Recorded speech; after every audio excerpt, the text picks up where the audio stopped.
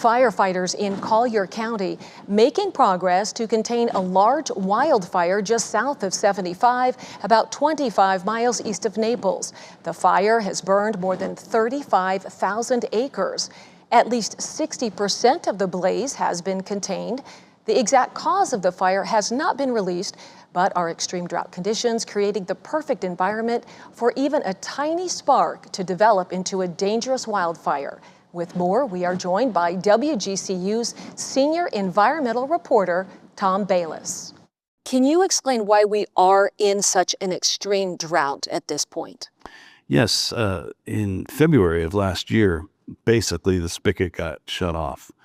And of course, it's a unique weather phenomenon in that it doesn't have a trigger that says, hey, you're starting a drought, like a hurricane or a flood. There's an event that occurs, that it's coming. Drought just sneaks in, and all of a sudden it is. And that's what happened with this. It got drier and drier into last summer, and then a heat dome slid over southwest Florida, which for about 10 days is when we set all sorts of new high temperature records throughout the region from Punta Gorda to Fort Myers and south. Combine that with an anemic rainy season last year, again, a foot below normal in Fort Myers alone, a deficit we haven't come back from. And now here we are with parched soil, 7-8 inches of the topsoil all the way down, doesn't have any moisture in it. It's almost desert-like conditions, according to some of the graphs that they rely on, like the Keach-Byram Drought Index. How does this impact the threat for wildfires? It basically makes the woods a tinderbox. You can simply pull into high grass with your car, and maybe a catalytic converter is still there, or it's just hot. You can actually light the grass on the side of the road on fire and leave and not even realize you've done that. Certainly, cigarette butts are not to be thrown out of the window anytime, but especially right now, because that can set off a blaze of any size if it's something like along the forest roadway. And there is a significant fire that has been burning in Collier County, and it's at least 35,000 acres. They are working on containing it. What is the biggest concern with this particular fire? The biggest concern with that fire has been the smoke. For the first couple of weeks, the smoke was blowing over Interstate 75 or Alligator Alley at that point. It was closed several times by the Florida Highway Patrol because you just couldn't see. There was even a forecast of something very rare, which is called a super fog, and it's basically a whiteout without the snow. It's ash instead of snow. Very unique meteorological conditions have to come together for that, but that will put visibility to maybe 10 feet in front of your car. So obviously the authorities had to shut the highway down then. State Road 29, which runs down the west side of the fire, has also been closed and open and closed. So this fire is stubborn, and they haven't been able to get a handle on it, despite crews coming in from other parts in the country and us spending over $3 million fighting it to this point. Why is it so expensive to fight fires? We had talked about this, at $3.5 million so far for that particular fire. It's an expensive operation. You have to think of all the manpower when these people come in from other states with all their equipment and all their overtime. That's something that we would be on the hook for. Even though they're coming in, they still need to get paid. They still need to get fed. Their equipment is still being used. Gas and all the other stuff that will be part of what they do, the wear and tear on the vehicles.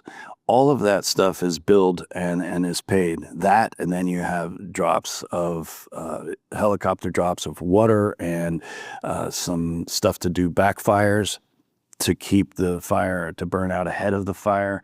Some of those are little ping pong ball things that light on fire when they are dropped out of the helicopter to create a fire line and behind the fire and keep it from advancing. All of that stuff costs money. Every helicopter trip costs thousands of dollars. It's been going for a week, 2 weeks now, over 2 weeks. So you can imagine how much it's building up every day. And I saw that it said it was sparked. It said human sparked. We don't know what the circumstances were. What can we do to try to really help keep this from happening? What's within our power? I think it's awareness of just how dry it is. You have to understand that if you pull in high grass with a hot engine, you can start a wildfire. If you throw out a cigarette butt, which is littering, you shouldn't do it anyway, it can start a wildfire. If you break one of the many burn bans that counties throughout Florida have right now, and just a spark from a campfire or a trash burner in your backyard gets loose, it can start a wildfire a half-mile away. And you might not know it because it's smoldering, correct? And then can flare up down the road, and you don't even know that what you did contributed to it. Absolutely. So it can be human-caused, but not be arson. Is there anything else that you would like to add about the significance of this wildfire season? Well, a drought has tentacles that run out into the entire environment and the economy itself. This is a big deal in terms of weather phenomena and our region. If we have wildfires and we have major arteries shut down like Interstate 75 and it makes national news, it's just another reason for people to decide to vacation somewhere else. It's another reason for people who live here to decide to stay home. So it can affect the economy in that way.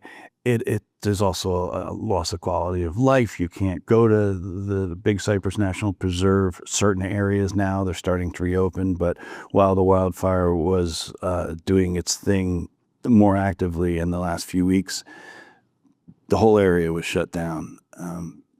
Drought is a insidious thing, and we don't know when it's going to go away, and we don't know when they're coming. Well, thank you for your insight and your expertise, and you're going to keep us tracking all of this information, so we will check back for updates in the coming days. I'll have reports on WGCU FM as well as written online at WGCU.org and also here on. Thank you so much, Tom. Thank you so much for covering our environment. Thank you. Thanks for joining us today. You're welcome.